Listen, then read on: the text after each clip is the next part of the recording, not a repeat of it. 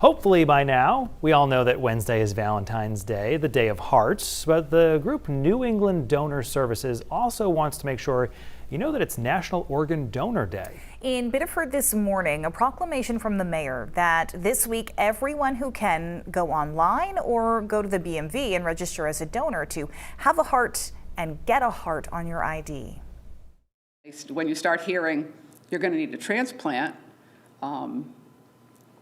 you can't think of anything else but somebody's going to have to die to save you. Judy Couture shares her own personal story to a group of strangers in a press conference urging more Mainers to register as organ donors. And I think of my donor, thank goodness he registered. He was a 43-year-old gentleman out of Rhode Island, and I now have his liver, and I've been here 7 years next month that I wouldn't have been if it wasn't for him. It's a simple question you're asked when you register for your driver's license or state ID. Would you like to register as an organ or tissue donor? If yes, you get a heart on that ID. It is fitting that Maine surpasses the national goal of signing up 50% or more of our driving population to become donors.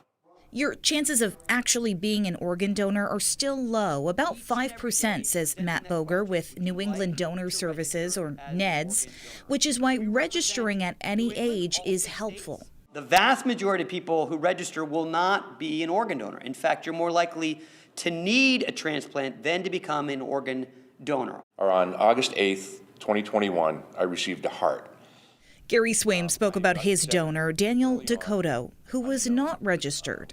His parents had to make that decision for him, and they're already reeling from the loss of a son. Here they are, being questioned by New England Organ Donor Services. They felt that he was such a loving and giving person that he would have wanted to have been signed up. So they made that decision for him. That saved my life. Gary and Judy are grateful for their second chances at life, and they're in good company in New England, where in 2023, more than 1,400 life-saving transplants were performed. That's according to NEDS, along with 60,000 tissue transplants. But be a hero like him. He saved my life, and I'm out living my best life right now. You can register at the Bureau of Motor Vehicles or online at registerme.org.